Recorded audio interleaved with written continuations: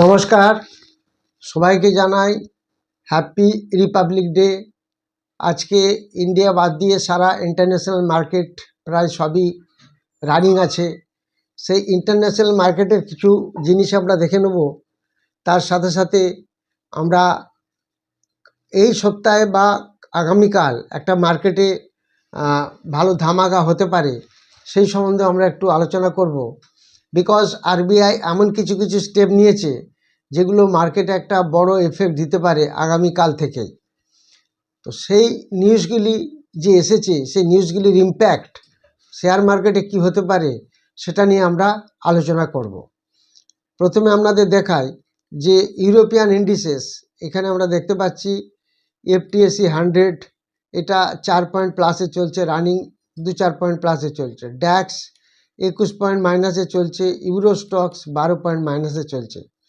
American indices S&P 2 point প্লাসে চলছে, Dow Jones 285 পয়েন্টে বন্ধ হয়েছে, রাত্রেবেলা আজকে খুলবে। ন্যাসডাক 87-এ বন্ধ হয়েছে। আমেরিকান মার্কেট এখনও খুলেনি, কিন্তু আমেরিকান বাকি যে ইন্ডিসেসগুলি সেগুলি কিন্তু চালু আছে, যেটাকে আমরা বলি মেনলি যেটা বলি ইন্ডেক্স ফিউচার। এবার এশিয়া স্পেসিফিক মার্কেট যদি দেখি, এই হ্যাংসেং 16 পয়েন্ট প্লাসে চলছে, S&P ASX 11 পয়েন্ট প্লাসে চলছে। নিফটি তো ইন্ডিয়ান মার্কেট অলরেডি বন্ধ হয়ে আছে আজকে। তো এবার যদি আমরা একটু ইন্ডেক্স ফিউচার অর্থাৎ ওয়ার্ল্ডের ইন্ডেক্স ফিউচার, যেখানে আমরা মেন যে ইন্ডেক্সগুলি আছে সেগুলি দেখে নেব। এফটিএসি এটা ইন্ডেক্স ফিউচার 5 পয়েন্ট প্লাসে চলছে। ড্যাক্স 18 পয়েন্ট মাইনাসে চলছে, 18-20 পয়েন্ট। S&P 16 পয়েন্ট মাইনাসে চলছে। ডাউ জোন্স 59 পয়েন্ট মাইনাসে চলছে, 58 পয়েন্ট। নিক্কি 422 পয়েন্ট মাইনাসে চলছে। অর্থাৎ এখান থেকে আমরা কি বুঝতে পারছি যে ওয়ার্ল্ড মার্কেট যেগুলি এখন রানিং আছে ইন্ডেক্স ফিউচারগুলি, সেগুলি মোস্টলি সব নেগেটিভই আছে, যদিও খুব বেশি নেগেটিভ নয় নিক্কি ছাড়া। নিক্কি 420 পয়েন্ট কিছুই নয়। নিক্কি একের দিনে 1000 থেকে 2000 পয়েন্ট বাড়ে কমে। তো আলটিমেটলি এখান থেকে আমরা যা দেখতে পাচ্ছি, এফটিএসি খালি সামান্য একটু প্লাস আছে, এটা হচ্ছে ইন্ডেক্স ফিউচার যেগুলি চলছে রানিং। তো এটা আমরা ওয়ার্ল্ড মার্কেট দেখে বুঝতে পারলাম নিউজগুলি কীরকম কী বা কীরকম মার্কেট এখন রানিং আছে। এবার আমরা দেখে নেব যে আরবিআই যে খবরটি আমাদের কাছে নিয়ে এসেছে, সে আরবিআই ব্যাংকিং ব্যবস্থায় কোটি কোটি টাকা ঢুকবে, আমাদের কিভাবে লিকুইডিটিকে ইনজেক্ট করা হয়েছে সেগুলো নিয়ে আমরা আলোচনা করব, এবং এই টাকা কোথা থেকে আসবে, কিভাবে আমরা পাবো, সেগুলি আমরা দেখে নিচ্ছি। আরবিআই যে 2 লক্ষ কোটি টাকারও বেশি লিকুইডিটি মার্কেটে নিয়ে আসবে, সেটা কিভাবে সেটা আমরা একটু দেখে নেব। সেন্ট্রাল ব্যাংক জানাচ্ছে যে ব্যাংকিং ব্যবস্থায় পর্যাপ্ত তরলতা নিশ্চিত করার জন্য বর্তমান যে লিকুইডিটি চলছে সেটা থেকে আরও বেশি অনেক কিছু পদক্ষেপ নেওয়া হয়েছে। আরবিআই যে ক্যাশ নিউজের ব্যাপারে বলেছে, 23শে জানুয়ারি যেটা ঘোষণা করেছিল, 2 লক্ষ কোটি টাকারও বেশি নগদ ইনজেক্ট করবে মার্কেটে। এই আরবিআইয়ের নিয়ম অনুসারে নগদ বৃদ্ধির জন্য কয়েকটি ব্যবস্থা নেওয়া হবে। এর মধ্যে রয়েছে 30শে জানুয়ারি 2026 25,000 কোটি টাকা 90 দিনের পরিবর্তনশীল হারে, দ্যাট ইজ ভিআরআর একটা ইমপ্লিমেন্ট করবে। এছাড়াও 3 বছরের জন্য $10 বিলিয়ন বা 91,000 কোটি টাকার একটি মার্কিন ডলার ভার্সেস ইন্ডিয়ান রুপি, এটার একটা বিক্রয় হবে, সেটা হচ্ছে 4 ফেব্রুয়ারি 2026। তো এটা আমরা দেখতে পাচ্ছি যে এখানে বন্ডের ব্যাপার আসছে, যেখানে বন্ড ক্রয় বিক্রয় হবে। কিনবে কে? রিজার্ভ ব্যাঙ্ক ডাইরেক্টলি কিনবে, কাদের কাছ থেকে না, কমার্শিয়াল ব্যাঙ্কগুলির কাছ থেকে এটা কিনা হবে। তাহলে আলটিমেটলি কমার্শিয়াল ব্যাংকের কাছে টাকা ঢুকবে। কমার্শিয়াল ব্যাংক তখন মার্কেটে ঋণ দিতে, সেগুলি আমি পরপর আপনাদের বলে যাচ্ছি, সেগুলি দেখলে বুঝতে পারবেন। এখানে দেখা যাচ্ছে যে খোলা বাজার কার্যক্রমের মধ্যে বন্ড ক্রয় হবে। কে কিনবে? এখানে আরবিআই আরও ঘোষণা করেছে তারা ওপেন মার্কেট থেকে 1 লক্ষ কোটি মূল্যের সরকারি বন্ড কিনবে। এইগুলি 5 ও 12 ফেব্রুয়ারি 2টি কিস্তিতে করা হবে। প্রতিটি কিস্তিতে 50,000 কোটি টাকার একটা বাই হবে। অর্থাৎ এই যে বাই হবে, এই বাইটা কে করবে? Reserve bank. কার কাছ থেকে করবে? কমার্শিয়াল ব্যাংকের কাছ থেকে। এই বন্ডগুলি রিজার্ভ ব্যাঙ্ক কিনবে 2 লক্ষ কোটি টাকার মতো। তাহলে অটোমেটিক্যালি কমার্শিয়াল ব্যাংকের কাছে অটোমেটিক্যালি লিকুইডিটি এসে যাবে। তো এই যে এটা সরকারি বন্ড যে ক্রয় করছে এটা গুরুত্ব কি, মার্কেটে যাতে লিকুইডিটি শর্ট না হয়, যাতে বিজনেস ঠিকঠাক করে চলে, সেগুলি হচ্ছে মেন দেখা রিজার্ভ ব্যাংকের।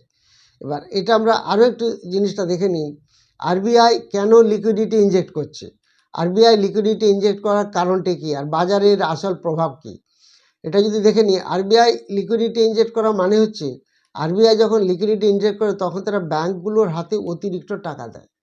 তো ডাইরেক্টলি তো এভাবে হয় না, তার জন্য আরবিআই কী করছে, বন্ড কিনছে, কার কাছ থেকে না, কমার্শিয়াল ব্যাংকের কাছ থেকে। এতে কি হবে, কমার্শিয়াল ব্যাংকের কাছে প্রচুর টাকা লিকুইডিটি আসবে, তখন কমার্শিয়াল ব্যাংক কী করবে, সহজে ঋণ দিতে পারবে, সুদের হার যাতে বেড়ে না যায় সেটা দেখবে, বাজারে টাকা আটকে না থাকে সেটাও দেখা হবে। অর্থাৎ লিকুইডিটি, সবই ব্যাপার হলো যে লিকুইডিটি বাড়ানো।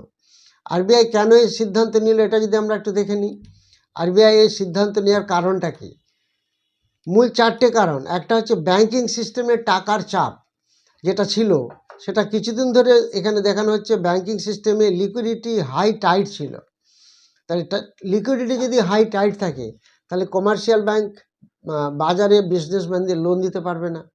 তা আরবিআই সেটা একটু লুজ করতে যাচ্ছে, ঢিলে করতে যাচ্ছে।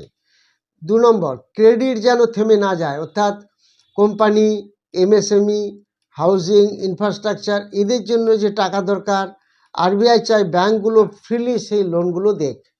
তাহলে ব্যাংকের কাছে যে টাকা আছে, কমার্শিয়াল ব্যাংক, সেটা যদি সাফিসিয়েন্ট বা পর্যাপ্ত মানি না থাকে তাহলে কিন্তু কমার্শিয়াল ব্যাংক অত লোন দিতে পারবে না, তাদের কাছে সেই লিকুইডিটি নেই। সেই জন্য রিজার্ভ ব্যাংক আলাদা করে বন্ড কিনবে কমার্শিয়াল ব্যাংকের কাছ থেকে 2 লক্ষ কোটি টাকার, স্টেপ বাই স্টেপ সেই টাকাটা আসছে কমার্শিয়াল ব্যাংকের কাছে, কমার্শিয়াল ব্যাংক সেই টাকাটা যত ইন্ডাস্ট্রিয়ালিস্টদের বা বিজনেসের জন্য ধার দিচ্ছে। 3 নম্বর পয়েন্ট, এটা কি হচ্ছে, সুদের হার কন্ট্রোল হচ্ছে। তো সুদের হার যদি বেড়ে যায় তখন একটা মার্কেটে প্রেসার থাকে, তখন সবাই এফডিতে কিছুটা পরিমাণ টাকা কনভার্ট করে দেয়। তাহলে call money rate, short term interest rate বাড়তে থাকে যদি সুদের হার কন্ট্রোল না হয়। সেই জন্য আরবিআই সেটা থামাতে চাচ্ছে, আরবিআই সেটাকে থামিয়ে দিবে, সুদের হারকে কন্ট্রোলে নিয়ে আসবে যাতে সুদের হার বাড়াতে না হয়। 4 নম্বর হচ্ছে মার্কেট কনফিডেন্স, তাহলে বাজারকে একটা সিগন্যাল দেওয়া হচ্ছে লিকুইডিটি নিয়ে কোনো ভয় নেই, আরবিআই পাশে আছে, এটা আরবিআই নিজের থেকেই বলছে, লিকুইডিটির জন্য আমরা সমস্ত কিছু দেখছি। তাহলে আরবিআই কিভাবে টাকা ঢোকাচ্ছে, আরবিআই সরাসরি টাকা ছাপছে না, তার জন্য 3টে টুল ব্যবহার হচ্ছে। আরবিআই ইচ্ছে করলেই সরাসরি টাকা ছাপতে পারত, যেটা আমেরিকা করেছিল, যেটা এখন তাদের কাছে খুব চাপের বিষয়। প্রচুর টাকা, এক্সট্রা টাকা ছাপিয়েছিল করোনা পিরিয়ডে, সেটা আপনারা হয়তো জানেন, তার জন্য আমেরিকাকে এখন ভুগতে হচ্ছে এবং প্রচুর ইন্টারেস্ট পড়ে আছে। যাই হোক, এটা আরবিআই কিভাবে টাকা ঢোকাচ্ছে, ওএমও গভর্নমেন্ট বন্ড, আরবিআই ব্যাংক থেকে গভর্নমেন্ট বন্ড কিনে নেবে, তাহলে যখনই গভর্নমেন্ট বন্ড কিনছে ব্যাংকের হাতে ক্যাশ আসছে, সেই ক্যাশ ভিআরআর রেপো অকশন, স্বল্প মেয়াদে ব্যাংকে টাকা ধার দেওয়া হচ্ছে, অর্থাৎ রিজার্ভ ব্যাংক টাকা ইনজেক্ট করলো কমার্শিয়াল ব্যাংকে, কমার্শিয়াল ব্যাংক সেটা কী করছে, আস্তে আস্তে ব্যবসায়ীর কাছে ধার ছাড়ছে। এবং ইউএসডি আইএনআর ফরেক্স সোয়াপ করা যায়, অর্থাৎ ডলার রুপির একটা লিকুইডিটি বাড়ে, বাজারে রুপি লিকুইডিটি বেড়ে যাবে, এই জিনিসটা আসলে বাজারে যদি লিকুইডিটি ফ্লো এসে যায় তাহলে স্টক মার্কেটের কী কী প্রভাব হতে পারে, স্টক মার্কেটের প্রভাব হতে পারে শর্ট টার্ম ইন্ট্রাডে 1 উইকে মার্কেট সেন্টিমেন্টের পজিটিভ হতে পারে, এগুলো একটা বাজারে একটা ভালো এফেক্ট আসতে পারে, strong effect. Bank, NBFC, reality শেয়ারে একটা সাপোর্ট আসতে পারে, ডিপিএ বাইং আসতে পারে। মিডিয়াম টার্মে কী হতে পারে, যদি আর্নিং সাপোর্ট করে তাহলে মার্কেট স্টেবিল হবে, শুধু লিকুইডিটি থাকলেই র্যালি হবে এরকম নয়, এটা একদিনের জন্য ধামাকা নয়, এটা হচ্ছে বেশ কিছুদিনের জন্য এই ধামাকাটা চলবে, অর্থাৎ একদিনে মার্কেট বেড়ে যাবে না, ধীরে ধীরে এটা হচ্ছে একটা ইনজেক্ট হচ্ছে যাতে করে মার্কেটকে উপরে তোলা যায়। এটা আরবিআই একটা নিউজ এসেছে, এই নিউজটা আপনারা ভালো করে পড়ে দেখে নেবেন, মোটামুটি আমি আপনাদের বুঝিয়ে দিলাম, তার থেকে বুঝতেই পারছেন আগামী দিনে মার্কেটে একটা ভালো ধামাকা হতে পারে। আপনারা যে কমেন্ট সেকশনে কমেন্টগুলি দিয়েছেন সেগুলো আমি বলবো, তার আগে আপনারা জানেন 15 ফেব্রুয়ারি যে ক্লাস শুরু হচ্ছে, অফলাইন ব্যাচ একটি শুরু হচ্ছে সকাল 10টা থেকে সানডে, তারপরে শুরু হবে ক্রিপ্টোকারেন্সির একটি ব্যাচ, পাশেই দেখতে পাচ্ছেন ক্রিপ্টোকারেন্সি চলছে, এটা 24 আওয়ার্স চলে। তারপরে শুরু হবে রাত্রিবেলা অনলাইন ট্রেডিং, অনলাইন ট্রেডিংয়ের ক্লাস, সেটা রাত্রিবেলা 8টা থেকে হবে। যারা ইন্টারেস্টেড তারা হোয়াটসঅ্যাপে যোগাযোগ করবেন, সেখানে শেখানো হবে ইন্ট্রাডে, সুইং এবং ফিউচার অপশনের স্টক সিলেকশন কীভাবে করা হবে, plus fundamental, technical, price action, chart pattern সমস্ত কিছু শেখানো হবে। তার সঙ্গে সঙ্গে স্টক সিলেকশন ফর্মুলা, যেটা ভেরি মাচ ইম্পর্ট্যান্ট। যদি আপনারা ইন্টারেস্টেড থাকেন হোয়াটসঅ্যাপে যোগাযোগ করবেন। 15 ফেব্রুয়ারি ক্লাস শুরু হবে। তাহলে এই যে এবার আপনাদের দেখাবো কিভাবে আপনাদের কমেন্টসগুলি ভালো এসেছে এবং সেগুলি কীভাবে কাজ করবে। তাপস কুমার চৌধুরী জানতে চেয়েছেন গ্ল্যান্ড ফার্মা সম্পর্কে কিছু বলুন। এর সাপোর্ট লেভেল কী হতে পারে? সাপোর্ট লেভেল 1630 থেকে 40 এরকম লেভেলে একটা সাপোর্ট আসতে পারে গ্ল্যান্ড ফার্মা। রামকৃষ্ণ ভট্টাচার্য জানতে চেয়েছেন এখনকার বাজার দরে ITC hotel, lemon tree, Godfrey Phillips এগুলো এখন যে জায়গায় আছে আপনি একটু একটু করে অ্যাকুমুলেট করতে পারেন। সৌম্যজিৎ পুরকার জানতে চেয়েছেন মিশ্র ধাতু নিগম লং টার্মে ভালো হবে কিনা। দেখুন, মিশ্র ধাতু এমন একটা নিগম, ডিফেন্সে কাজ করে এই মিশ্র ধাতু নিগম, তার সাথে সাথে এটা মেটালেও আছে। মেটাল সেক্টরে এখন বেশ ভালো আছে, ডিফেন্স সেক্টর আগামী দিনে নিশ্চয়ই ভালো হবে, অতএব এটা ভালো আগামী দিনের জন্য। অনির্বাণ পাঁজা এবং সুভাষিস প্রামাণিক জানতে চেয়েছেন ডিকসন টেক স্ট্রং সাপোর্ট কোথায় হবে। 8700 থেকে 720 একটা স্ট্রং সাপোর্ট। অমিত কুমার দাস, কার্তিক রানা, তারকনাথ দলিত জানতে চেয়েছেন কল্যাণ জুয়েলার্স আমার 490 কেনা, এরকম জায়গায় কত করে নতুন ফ্রেশ এন্ট্রি নেওয়া যেতে পারে। কল্যাণ জুয়েলার্স এখন বেশ কিছুটা উইক হয়ে গেছে, 330-32 এই লেভেলে যদি পান তাহলে অবশ্যই একটা এন্ট্রি নিতে পারেন। তারপর দীনবন্ধু কোনা জানতে চেয়েছেন জাজ ডায়াল 993 করে বাই আছে, কি করব। জাজ ডায়াল 586 কাছে যদি পান, 586-90 এরকম জায়গায়, তাহলে কিছুটা আরও একটু অ্যাকুমুলেট করে নেবেন। সাজরা জানতে চেয়েছেন ক্যাম্পাস অ্যাক্টিভওয়্যার নিয়ে কিছু বলুন, 380 করে কেনা আছে। এটা যদি 236-এর কাছাকাছি আসে তাহলে অবশ্যই একবার নিয়ে নেবেন। মিন্টু শাহ জানতে চেয়েছেন স্কিপার 430 করে কেনা, কি করা যাবে। এটা 275-এর কাছাকাছি আসলে একবার কিছুটা বাই করে নিন। বলরাম সামন্ত, প্রদীপ মান্ডা জানতে চেয়েছেন সার্ভোটেক 93 করে কিনে আছে, এখন কি করব। সার্ভোটেকের দেখুন ইন্ট্রিনসিক ভ্যালু, ডেপ্ট খুব কমই আছে, খুব সামান্য। ডিআইয়ের কাছে কোনো শেয়ার নেই সার্ভোটেকের, এটা একটু খেয়াল রাখবেন। ডেপ্ট খুব কম আছে, তবে সাপোর্ট লেভেল আসবে আপনার 42 এরকম জায়গায় একটা সাপোর্ট লেভেল আসবে। প্রলয়কান্তি কোনা জানতে চেয়েছেন কেপিআই গ্রিন এনার্জি, এটা কি করা যেতে পারে। কেপিআই এনার্জি, এফআইডিআই দুজনে একটু করে স্টেক ছেড়েছে, আর ডেপ্ট প্রায় 1-এর কাছাকাছি, আর ইন্ট্রিনসিক ভ্যালু এর খুব ভালো আছে 853, এটা খেয়াল রাখবেন। লুসি ভান্ডারি জানতে যে রিলায়েন্স পাওয়ার 40 করে কেনা আছে, এখন কি করা যায়। এটা যদি আপনি 23 থেকে 24-এর মধ্যে পান তাহলে এই জায়গায় আরও একটু আপনাকে কিনতে হবে। মহাদেব হালদার জানতে চেয়েছেন এমটিএফে কেনা কোনো শেয়ার অ্যাভারেজ করা উচিত। দেখুন, এমটিএফ মানে কি, আপনি ফিন্যান্স নিচ্ছেন আপনার ব্রোকার হাউস থেকে, অর্থাৎ তার এগেনস্ট আপনাকে ইন্টারেস্ট পে করতে হবে। তো ইন্টারেস্ট যখন পে করতে হবে আপনি অ্যাভারেজ করতেই পারেন, যেমনভাবে কিনেছেন দাম পড়ে গেছে আবার অ্যাভারেজ করলেও সেটা কোনো প্রবলেম নেই, এমটিএফে করা যেতেই পারে। পার্থ মাইতি জানতে চেয়েছেন ইউনাইটেড স্পিরিট 1390 কেনা আছে, কি করব। ইউনাইটেড স্পিরিট যদি 1280 থেকে 90-এর মধ্যে পান কিছুটা আরও নিতে হবে, তবে প্রায় ডেপ্ট ফ্রি কোম্পানি, খুব সামান্য একটু ডেপ্ট আছে। সুভাষিস পাইন জানতে চেয়েছেন টাটা মোটরস নিয়ে কিছু বলুন। টাটা মোটরস তো দুটো ভাগে ভাগ হয়ে গেছে, যেটা টিএমসিভি, যেটা টাটা মোটর কমার্শিয়াল ভেহিকেল, এর ফেস ভ্যালু 2, দাম এখন যা জায়গায় চলছে, কোম্পানির প্রফিট কমেছে, 450-এর কাছাকাছি দাম চলছে, ডেপ্ট আছে 0.57, গভর্নমেন্টের কাছে 0.31 শেয়ার আছে।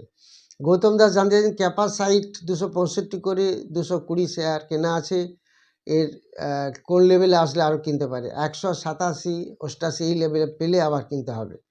প্রদীপ ঘোষ জানতে চাইছেন সুজলন কি এই লেভেলে বাই করা যায়, একটু অ্যাকুমুলেটেড করতে পারেন সুজলন, কোনো চাপ নেই। দেবাশিস নাথ জানতে চাইছেন সিজি পাওয়ার কেন এত পড়লে একটু যদি বলেন। সিজি পাওয়ার দেখা যাচ্ছে এফআই কিছুটা স্টেক কমিয়েছে, আর মার্কেট তো এমনিতেই পড়ছে, সমস্ত পাওয়ারই সব কিছুই পড়ছে, সেই কারণে সিজি পাওয়ারও সাথে সাথে পড়েছে। বিশ্বজিৎ সাঁতরা জানতে চাইছেন নিউজেন সফটওয়্যার 1160 করে কিনা আছে, কি করা যেতে পারে। এটা অনেক নিচে এসে গেছে, যদি আপনি 530-35 এই লেভেলে পান তাহলে আপনাকে অবশ্যই অ্যাভারেজ করতে হবে। সঞ্জয় কুমার বড়ই জানতে চেয়েছেন সালাসের টেকনো ইঞ্জিনিয়ারিং 16-17 কাছাকাছি কিনা, এখন কি করা যাবে। এখন যে জায়গায় এসেছে আপনাকে অ্যাভারেজ করা ছাড়া কোনো আপনার রাস্তা নেই, আপনাকে অ্যাভারেজ করতেই হবে। যারা ভিডিওটি নতুন দেখছেন বা চ্যানেলটি নতুন দেখছেন তারা অবশ্যই সাবস্ক্রাইব করবেন, লাইক করবেন, শেয়ার করবেন। Thank you very much for watching my video. যারা 15 ফেব্রুয়ারি ব্যাচে ক্লাস করতে চান তারা অবশ্যই যোগাযোগ করবেন হোয়াটসঅ্যাপে।